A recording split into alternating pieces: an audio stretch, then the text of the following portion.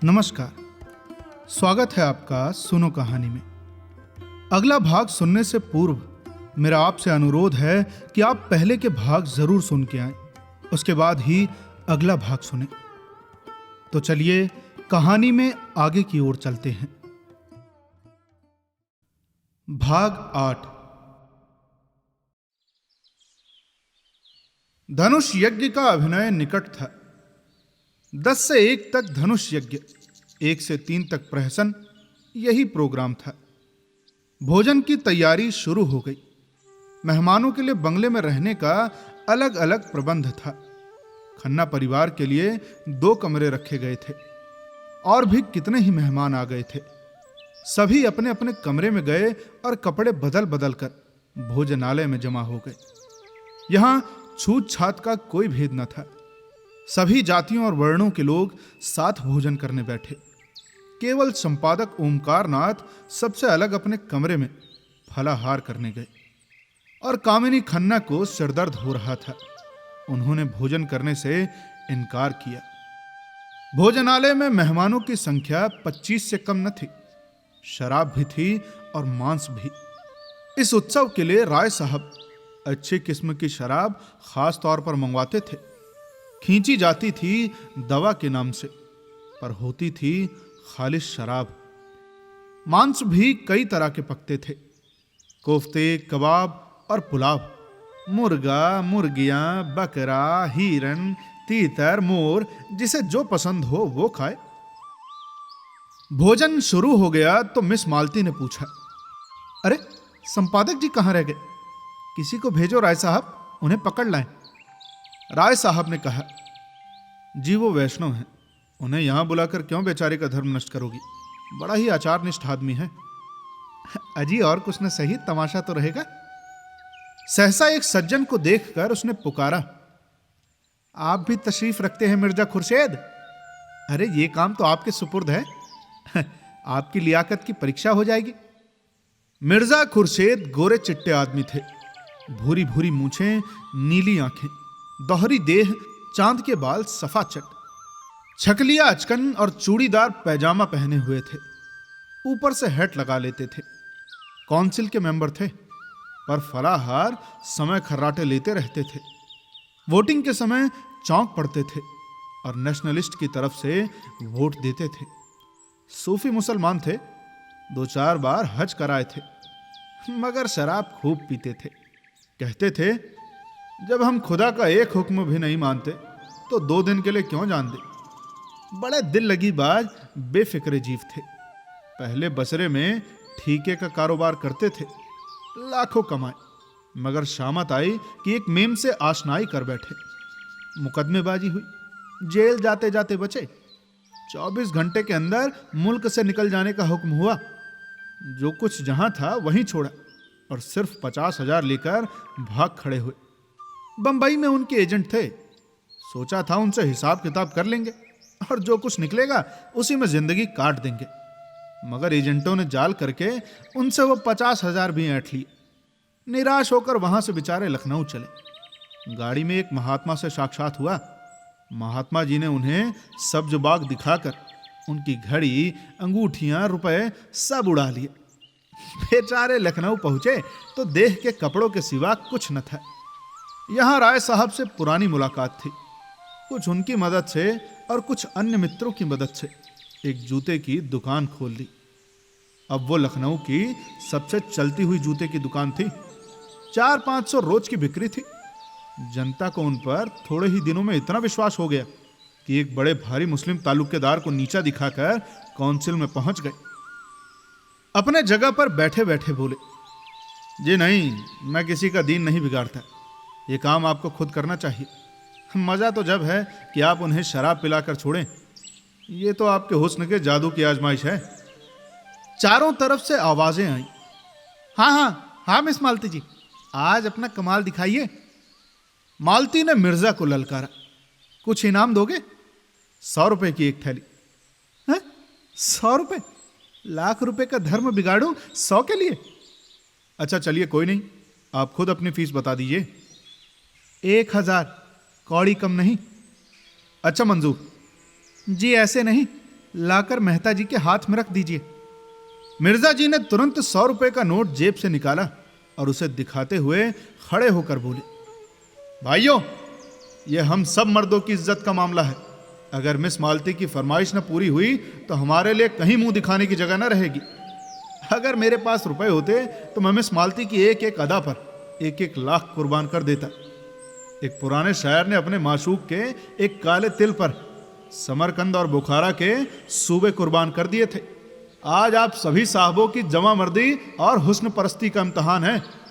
जिसके पास जो कुछ हो सच्चे सूरमा की तरह निकाल कर रख दे। आपको इल्म की कसम, माशूक की अदाओं की कसम, अपनी इज्जत की कसम, पीछे कदम न हटाइएगा। मर्दों, रुपए तो खर्च हो जाएंगे मगर नाम हमेशा के लिए रह जाएगा। ऐसा तमाशा लाखों में भी सस्ता है। आज देखिए लखनऊ के हसीनों की रानी एक जाहिद पर अपने हुस्न का मंत्र कैसे चलाती है। भाषण समाप्त करते ही मिर्जा जी ने हर एक की जेब की तलाशी शुरू कर दी। पहले मिस्टर खन्ना की तलाशी हुई। उनकी जेब से 5 रुपए निकले। मिर्जा ने मुंह फीका करके कहा, वाह खन्ना साहब वाह, नाम बड़े दर्शन थोड़े। इतनी कंपनियों के डायरेक्टर, लाखों की आमदनी, और आपके जेब में 5 रुपए। लाहौल विला कुवत। छोड़ो यार। अच्छा कहाँ है मेहता? आप जरा जाकर मिसेस खन्ना से कम 100 रुपए वसूल कर लाएं। खन्ना खिसिया कर बोले, अजी उनके पास एक पैसा भी ना होगा। अब कौन जानता था कि आप यहां तलाशी लेना शुरू करेंगे। खैर आप खामोश रहिए। अच्छा तो मैं जाकर उनसे पूछता हूं। जी नहीं, आप यहां से हिल नहीं सकते। मिस्टर मेहता, आप फिलोसोफर हैं, मनोविज्ञान के पंडित हैं, देखिए अपनी भद न कराइएगा। मेहता शराब पीकर मस्त हो जाते थे। उस मस्ती में उनका दर्शन उड़ जाता था और विनोद सजीव हो जाता था। लपक कर मिसेज खन्ना के पास गए और 5 मिनट में ही मुंह लटकाए लौट आए। मिर्जा ने पूछा, अरे क्या खाली हाथ? राय साहब हंसे, काजी के घर चूहे भी सयाने। ओ बड़े खुश नसीब खन्ना, खुदा की कसम। मेहता ने कहा मारा और जेब से 100 रुपए के 5 नोट निकाले। मिर्जा ने लपक कर उन्हें गले लगा लिया। चारों तरफ से आवाजें आने लगी, कमाल है भाई, कमाल है। मानता हूं उस्ताद, क्यों ना हो, फिलोसोफर जो ठहरे। मिर्जा ने नोटों को आंखों से लगाकर कहा, भाई मेहता, आज से तो मैं तुम्हारा शागिर्द हो गया। अच्छा ये तो बताओ कि क्या जादू मारा? मेहता अकड़ कर लाल लाल आंखों से ताकते हुए बोले, अजी कुछ नहीं, ऐसा कौन सा बड़ा काम था। जाकर पूछा, अंदर आऊं? तो वो बोली, अच्छा आप हैं मेहता जी, आइए। मैंने अंदर जाकर कहा, वहां लोग ब्रिज खेल रहे हैं। मिस मालती 500 रुपए हार गई हैं और अपने अंगूठी बेच रही हैं। अंगूठी 1000 से कम की नहीं है। आपने तो देखा ही है, बस वही अंगूठी है। आपके पास रुपए हों तो 500 रुपए देकर 1000 की चीज ले लीजिए। ऐसा मौका फिर न मिलेगा। मिस मालती ने इस वक्त रुपए न दिए तो बेदाग निकल जाएंगी। अब पीछे से कौन देता है?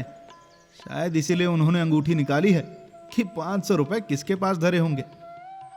ये सुनकर वो मुस्कुराई और चट अपने बटुए से 5 नोट निकाल कर दे दिए और बोली, मैं बिना कुछ लिए घर से नहीं निकलती, न जाने कब क्या जरूरत पड़े।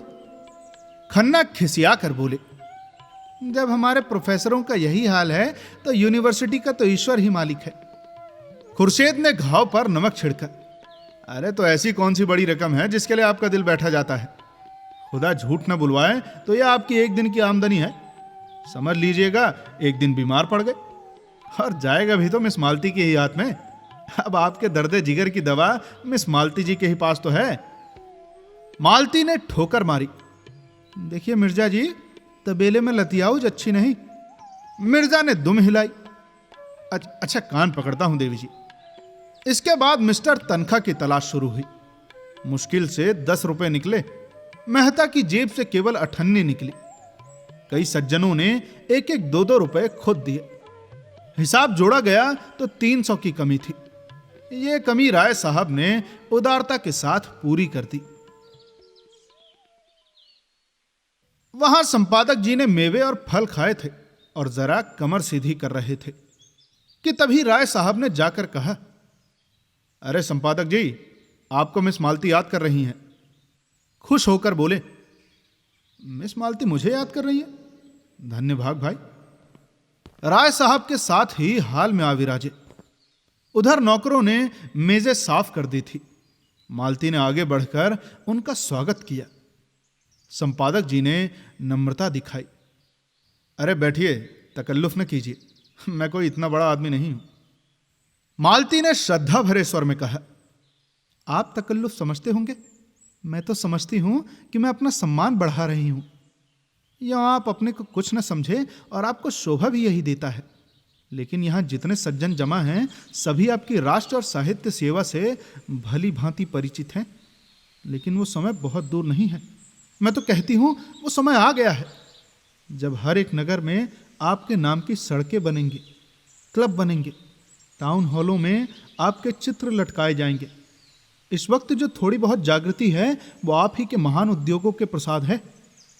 आपको ये जानकर आनंद होगा कि देश में अब आपके जैसे कई अनुयायी पैदा हो गए हैं जो आपके देहात सुधार आंदोलन में आपका हाथ बटाने को उत्सुक हैं। और उन सज्जनों की बड़ी इच्छा है कि ये काम संगठित रूप से किया जाए और एक देहात सुधार संघ स्थापित किया जाए जिसके आप सभापति हों। ओमकार नाथ के जीवन में यह पहला अवसर था कि उन्हें चोटी के आदमियों में इतना सम्मान मिले। यौं वो कभी कभी आम जलसों में बोलते थे और कई सभाओं के मंत्री और उपमंत्री भी थे, लेकिन शिक्षित समाज ने अब तक उनकी उपेक्षा ही की थी। उन लोगों में वो किसी तरह मिल न पाते थे, इसलिए आम जलसों में उनकी निष्क्रियता और स्वार्थाधता की शिकायत किया करते थे और अपने पत्र में एक एक को रगेदते थे। कलम तेज थी, वाणी कठोर, साफ गोई की जगह उच्च श्रृंखलता कर बैठते थे, इसलिए लोग उन्हें खाली ढोल समझते थे। उसी समाज में आज उनका इतना सम्मान। कहां है आज स्वराज और स्वाधीन भारत और हंटर के संपादक? आकर देखें और अपना कलेजा ठंडा करें। आज अवश्य ही देवताओं की उन पर कृपा दृष्टि है। सद्योग कभी निष्फल नहीं जाता, ऋषियों का वाक्य है।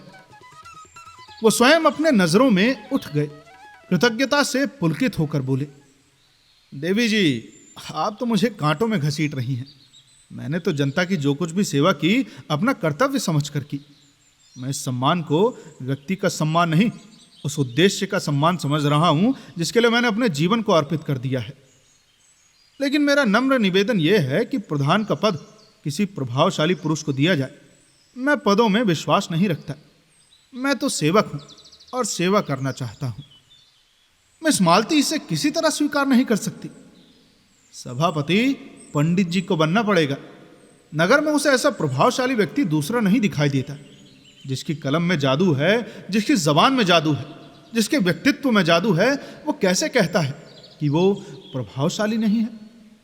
अरे वो जमाना गया जब धन और प्रभाव में मेल था। अब प्रतिभा और प्रभाव के मेल का युग है। संपादक जी को यह पद अवश्य स्वीकार करना पड़ेगा। मंत्री मिस मालती होंगे। इस सभा के लिए 1000 का चंदा भी हो गया है और अभी तो सारा शहर और प्रांत पड़ा हुआ है। 4-5 लाख मिल जाना मामूली बात है। ओमकार नाथ पर कुछ नशा चढ़ने लगा।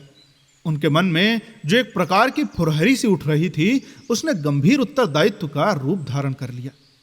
बोले, मगर ये आप समझ ले मिस मालती कि यह बड़ी जिम्मेदारी का काम है और आपको अपना बहुत समय देना पड़ेगा।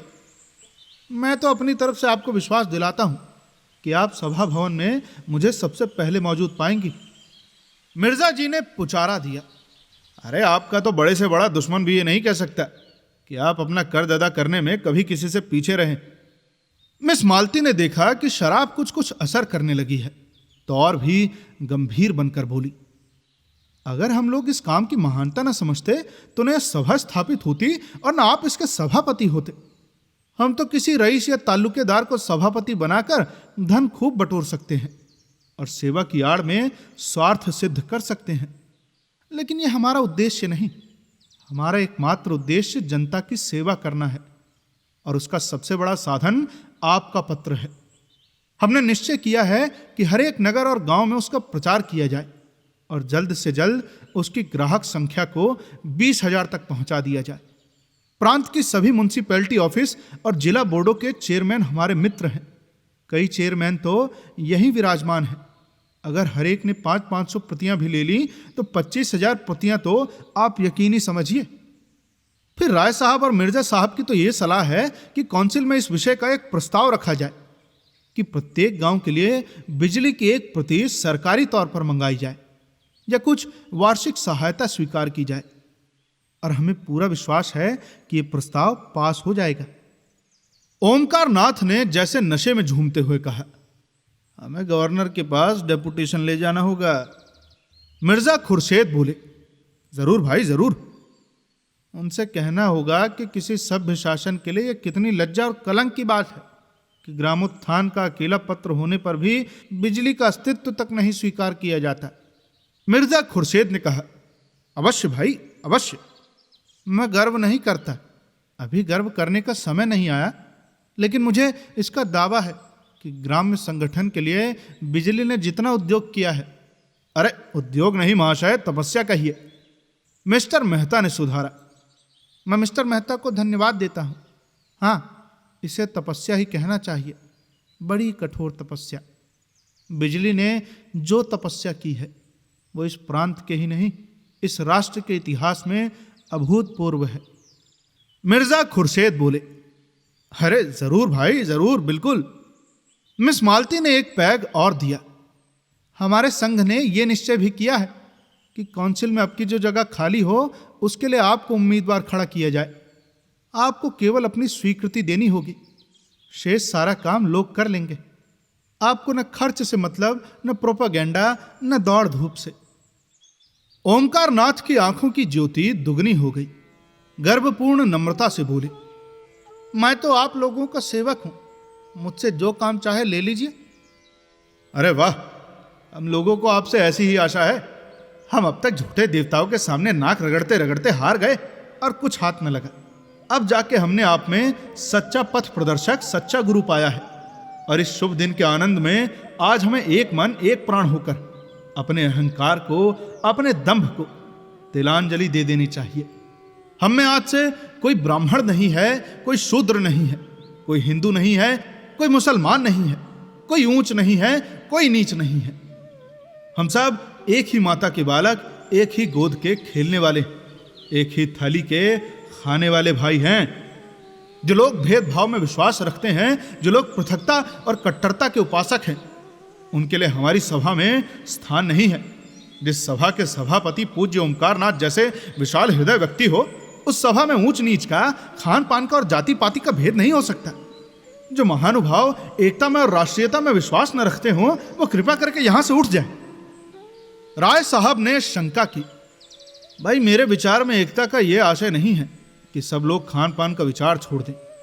मैं शराब नहीं पीता तो क्या मुझे इस सभा से अलग हो जाना पड़ेगा? मालती ने निर्मम स्वर में कहा, बेशक अलग हो जाना पड़ेगा। आप इस संघ में रहकर किसी तरह का भेद नहीं रख सकते। मेहता जी ने घड़े को ठूंका। अगर ऐसा है तो मुझे तो संदेह है कि हमारे सभापति जी स्वयं खान पीन की एकता में विश्वास नहीं रखते। ओमकार नाथ का चेहरा जर्द पड़ गया। इस बदमाश ने यह क्या बेवक्त की शहनाई बजा दी। दुष्ट कहीं गड़े मुर्दे न उखाड़ने लगे, नहीं ये सारा सौभाग्य स्वप्न की भांति शून्य में विलीन हो जाएगा। मिस मालती ने उनके मुंह की ओर जिज्ञासा की दृष्टि से देखकर दृढ़ता से कहा, आपका संदेह निराधार है मेहता महोदय। क्या आप समझते हैं कि राष्ट्र की एकता का एक ऐसा अनन्य उपासक, एक ऐसा उदार चेता पुरुष, एक ऐसा रसिक कवि इस निरर्थक और लज्जाजनक भेद को मान्य समझेगा? ऐसी शंका करना भी उसकी राष्ट्रीयता का अपमान करना है। ओमकार नाथ का मुखमंडल प्रदीप्त हो गया। प्रसन्नता और संतोष की आभा झलक पड़ी। मालती ने उसी स्वर में कहा, और इससे भी अधिक उनकी पुरुष भावना का। एक रमणी के हाथों से शराब का प्याला पाकर वो कौन भद्र पुरुष होगा जो इनकार कर दे? ये तो नारी जाति का अपमान होगा, उस नारी जाति का जिसके नयन बाणों से अपने हृदय को बिंधवाने की लालसा पुरुष मात्र में होती है, जिसकी अदाओं पर मर मिटने के लिए बड़े बड़े महीप लालायित रहते हैं। लाइए बोतल और प्याले और दौर चलने दीजिए। इस महान अवसर पर किसी तरह की शंका, किसी तरह की आपत्ति राष्ट्रद्रोह से कम नहीं। पहले हम अपने सभापति की सेहत का जाम पिएंगे। बर्फ, शराब और सोडा पहले से ही तैयार था। मालती ने ओमकार नाथ को अपने हाथों से लाल विष से भरा हुआ ग्लास दिया और उन्हें कुछ ऐसी जादू भरी चितवन से देखा कि उनकी सारी निष्ठा, सारी वर्ण श्रेष्ठता काफुर हो गई। मन ने कहा, सारा आचार विचार परिस्थितियों के अधीन है। आज तुम दरिद्र हो, किसी मोटर कार को धूल उड़ाते देखते हो तो ऐसे बिगड़ते हो कि जैसे पत्थरों से चूर चूर कर दो। लेकिन क्या तुम्हारे मन में कार की लालसा नहीं है? परिस्थिति ही विधि है और कुछ नहीं। बाप दादों ने न पी थी न पी हो, उन्हें ऐसा अवसर ही कब मिला था? उनकी जीविका पोथी पत्रों पर थी। शराब लाते कहां से और पीते भी तो जाते कहां? फिर वो तो रेलगाड़ी पर न चढ़ते थे, कल का पानी न पीते थे, अंग्रेजी पढ़ना पाप समझते थे। समय कितना बदल गया है। समय के साथ अगर नहीं चल सकते तो वो तुम्हें पीछे छोड़कर आगे चला जाएगा। ऐसी महिला के कोमल हाथों से विष भी मिले तो सिरोधार्य करना चाहिए। जिस सौभाग्य के लिए बड़े बड़े राजे तरसते हैं वो आज उनके सामने खड़ा है। क्या वो उसे ठुकरा सकते हैं? उन्होंने ग्लास ले लिया और सिर झुकाकर अपनी कृतज्ञता दिखाते हुए एक ही सांस में पी गए। और तब लोगों को गर्व भरी आंखों से देखा, मानो कह रहे हो कि अब तो आपको मुझ पर विश्वास आया। क्या समझते हैं मैं नीरा पोंगा पंडित हूं? अब तो मुझे दंभी और पाखंडी कहने का साहस नहीं कर सकते। हाल में ऐसा शोरगुल मचा कि कुछ न पूछो, जैसे पिटारे में बंद कह के निकल पड़े हूं। वाह देवी जी वाह, क्या कहना है। कमाल है मिस मालती, कमाल है। तोड़ दिया भाई, नमक का कानून तोड़ दिया, धर्म का किला तोड़ दिया, नीम का घड़ा फोड़ दिया। ओमकार नाथ के कंठ के नीचे शराब का पहुंचना था कि उनकी रसिकता वाचाल हो गई। मुस्कुरा कर बोले, मैंने अपने धर्म की थाती मिस मालती के कोमल हाथों में सौंप दी और मुझे विश्वास है कि वो उसकी यथोचित रक्षा करेंगी। अरे उनके चरण कमलों के इस प्रसाद पर मैं ऐसे क्या 1000 धर्मों को निछावर कर सकता हूं। कह कहों से हॉल गूंज उठा। संपादक जी का चेहरा फूल उठा था, आंखें झुकी पड़ती थी। दूसरा गिलास भरकर बोले, ये मिस मालती की सेहत का जाम है। अरे आप लोग पिएं और उन्हें आशीर्वाद दें। लोगों ने फिर अपने अपने ग्लास खाली कर दिए। उसी वक्त मिर्जा खुर्शेद ने एक माला लाकर संपादक जी के गले में डाल दी और बोले, सज्जनों, फिदवी ने अभी अपने पूज्य सदर साहब की शान में एक कसीदा कहा है। अब आप लोगों की इजाजत हो तो सुनाऊं। चारों तरफ से आवाज आई, हाँ जरूर सुनाइए भाई। ओमकार नाथ भंग तो आए दिन पिया करते थे और उनका मस्तिष्क उसका अभ्यस्त हो गया था, मगर शराब पीने का उन्हें यह पहला अवसर था। भंग का नशा मंथर गति से एक स्वप्न की भांति आता था और मस्तिष्क पर मेघ के समान छा जाता था। उनकी चेतना बनी रहती थी। उन्हें खुद मालूम होता था कि इस समय उनकी वाणी बड़ी लच्छेदार है और उनकी कल्पना बहुत प्रबल। किंतु शराब का नशा उनके ऊपर सिंह की भांति झपटा और उन्हें दबोच बैठा। वो कहते कुछ हैं, मुंह से निकलता कुछ है। फिर ये ज्ञान भी जाता रहा। वो क्या कहते हैं और क्यों कहते हैं, इसकी उन्हें सुध ही न रही। ये स्वप्न का रोमानी वैचित्र न था, जागृति का वो चक्कर था जिसमें साकार निराकार हो जाता है। न जाने कैसे उनके मस्तिष्क में यह कल्पना जाग उठी कि कसीदा पढ़ना कोई बड़ा अनुचित काम है। मेज पर हाथ पटक कर बोले, नहीं, कदापि नहीं, यहां कोई कसीदा नहीं होगा। हम सभापति हैं, हमारा हुक्म है। हम अभी इस सब को तोड़ सकते हैं, सभी को निकाल सकते हैं, सभी को। कोई हमारा कुछ नहीं कर सकता। हम सभापति हैं, कोई दूसरा सभापति नहीं है। मिर्जा ने हाथ जोड़कर कहा, मगर हुजूर, इस कसीदे में तो आपकी तारीफ की गई है। संपादक जी ने लाल पर ज्योतिहीन नेत्रों से देखा। तुमने हमारी तारीफ क्यों की? कहाँ की? बोलो, क्यों हमारी तारीफ की? हम किसी का नौकर नहीं है, किसी के बाप का नौकर नहीं है, किसी साले का दिया नहीं खाते। हम खुद संपादक हैं, हम बिजली का संपादक है, हम उसमें सबका तारीफ करेगा। देवी जी, हम तुम्हारा तारीफ नहीं करेगा। हम कोई बड़ा आदमी नहीं है, हम तो सबका गुलाम है, हम तो आपका चरण रज है। मालती देवी हमारी लक्ष्मी, हमारी सरस्वती, हमारी राधा। ये कहते हुए मालती के चरणों की तरफ झुके और मुंह के बल फर्श पर गिर पड़े। मिर्जा खुर्शेद ने उन्हें दौड़कर संभाला और कुर्सियां हटाकर वहीं जमीन पर लिटा दिया। फिर उनके कानों के पास मुंह ले जाकर बोले, राम राम, सत्य है, कहिए तो आपका जनाजा निकालें। राय साहब ने कहा, कल देखना कितना बिगड़ता है, एक एक को अपने पत्र में रगे देगा और ऐसा रगे देगा कि आप भी याद करेंगे। किसी पर दया नहीं करता, लिखने में तो अपना जोड़ नहीं रखता। अब ऐसा गधा आदमी कैसे इतना अच्छा लिखता है, यह रहस्य है। कई आदमियों ने संपादक जी को उठाया और ले जाकर उनके कमरे में लिटा दिया। उधर पंडाल में धनुष यज्ञ हो रहा था। कई बार इन लोगों को बुलाने के लिए आदमी आ चुके थे। कई हुक्काम भी पंडाल में आ पहुंचे थे। ये लोग उधर जाने को तैयार हो रहे थे कि सहसा एक अफगान आकर खड़ा हो गया। गोरा रंग, बड़ी बड़ी मूछें, ऊंचा कद, चौड़ा सीना, आंखों में निर्भयता का उन्माद भरा हुआ, ढीला नीचा कुर्ता, पैरों में शलवार, जरी के काम की सदरी, सिर पर पगड़ी और कुलाह, कंधों में चमड़े का बैग लटकाए, कंधे पर बंदूक रखे और कमर में तलवार बांधे न जाने किधर से आ खड़ा हो गया और गरज कर बोला, खबरदार, कोई यहां से नहीं हिलेगा। हमारा 7 का आदमी पर डाका पड़ा है। यहां का जो सरदार है वो हमारा आदमी को लूट लिया है।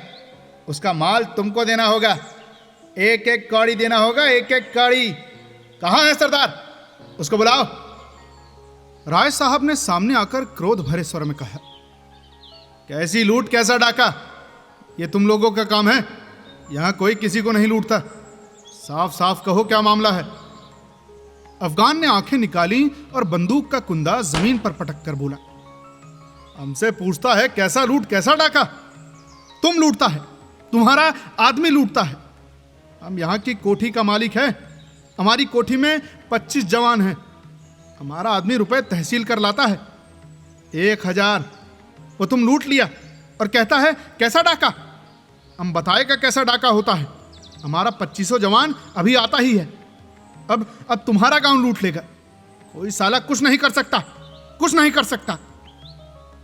खन्ना ने अफगान के तेवर देखे तो चुपके से उठे कि निकल जाएं। सरदार ने जोर से डांटा, कहां जाता तुम? कोई कहीं नहीं जा सकता, नहीं हम सबको कत्ल कर देगा, सबको अभी फायर कर देगा। हमारा तुम कुछ नहीं कर सकता। पुलिस का आदमी हमारा शकल देखकर भागता है। हमारा अपना कांसल है, हम उसको खत लिखकर लाट साहब के पास जा सकता है। हम यहां से किसी को नहीं जाने देगा, किसी को। तुम हमारा 1000 रुपया लूट लिया, हमारा रुपया नहीं देगा तो हम किसी को जिंदा नहीं छोड़ेगा। तुम सब आदमी दूसरों के माल को लूट करता है और यह माशकों के साथ शराब पीता है। मिस मालती उसकी आंख बचाकर कमरे से निकलने लगी कि वो बाज की तरह टूटकर उनके सामने आ खड़ा हुआ और बोला, तुम इन बदमाशों से हमारा माल दिलवाए, नहीं हम तुमको उठा ले जाएगा अपने कोठी में और जश्न मनाएगा। तुम्हारा हुस्न पर हम आशिक हो गया। या तो हमको 1000 अभी दे दे, ये तुमको हमारे साथ चलना पड़ेगा। तुमको हम नहीं छोड़ेगा। अब हम तुम्हारा आशिक हो गया है। हमारा दिल और जिगर फटा जाता है। हमारा इस जगह 25 जवान है, 25। इस जिला में हमारा 500 जवान काम करता है। हम अपने कबीले का खान है। हमारे कबीले में 10,000 सिपाही हैं, 10,000। हम काबुल के अमीर से लड़ सकता है। अंग्रेज सरकार हमको 20,000 सालाना खिराज देता है। अगर तुम हमारा रुपया नहीं देगा तो हम गांव लूट लेगा और तुम्हारा मासूक को उठा ले जाएगा। खून करने में हमको लुत्फ आता है। हम खून का दरिया बहा देगा, दरिया। मजलिस पर आतंक छा गया। मिस मालती अपना चहकना भूल गई। खन्ना की पिंडलियां कांप रही थी। बेचारे चोट चपेट के भय से 1 मंजिले बंगले में रहते थे। जीने पर चढ़ना उनके लिए सूली पर चढ़ने से कम न था। गर्मी में भी डर के मारे कमरे में सोते थे। राय साहब को ठकुराई का अभिमान था। वो अपने ही गांव में एक पठान से डर जाना हास्यास्पद समझते थे, लेकिन उसकी बंदूक को क्या करते। उन्होंने जरा भी ची चपड़ किया और इसने बंदूक चलाई। खुश तो होते ही हैं ये सब, और निशाना भी इन सबों का कितना अचूक होता है। अगर उसके हाथ में बंदूक न होती तो राय साहब उससे सींग मिलाने को भी तैयार हो जाते। मुश्किल यही थी कि दुष्ट किसी को बाहर नहीं जाने देता था, नहीं दम के दम सारा गांव जमा हो जाता और इसके पूरे जुत्थे को पीट पीट कर रख देता। आखिर में उन्होंने दिल मजबूत किया और जान पर खेल कर बोले, हमने आपसे कह दिया कि हम चोर डाकू नहीं हैं। मैं यहाँ की काउंसिल का मेंबर हूं और ये देवी जी लखनऊ के सुप्रसिद्ध डॉक्टर हैं। यहाँ सभी शरीफ और इज्जतदार लोग जमा हैं। हमें बिल्कुल खबर नहीं आपके आदमियों को किसने लूटा। आप जाकर थाने में रिपोर्ट कराइए। खान ने जमीन पर पैर पटका, पैंतरे बदले और बंदूक को कंधे से उतारकर हाथ में लेता हुआ दहाड़ा। बक बक मत करो, काउंसिल का मेंबर को हम इस तरह पैरों से कुचल देता है, पैरों से, जमीन पर पांव रगड़ते हुए। हमारा हाथ मजबूत है, हमारा दिल मजबूत है। हम खुदालत के सिवा और किसी से नहीं डरता।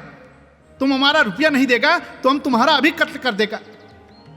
अपने तरफ बंदूक की दोनाली देखकर राय साहब झुककर मेज के बराबर आ गए। अजीब मुसीबत में जान फंसी थी। शैतान बरबस कहे जाता है कि तुमने हमारे रुपए लूट लिए। न कुछ सुनता है, न कुछ समझता है, न किसी को बाहर आने जाने देता है। नौकर चाकर, सिपाही प्यादे सब धनुष यज्ञ देखने में मग्न थे। अब जमींदारों के नौकर यों भी आलसी और कामचोर होते हैं। जब तक 10 दफे न पुकारा जाता बोलते ही नहीं, और इस वक्त तो वो एक शुभ काम में लगे हुए थे। धनुष यज्ञ उनके लिए केवल तमाशा नहीं, भगवान की लीला थी।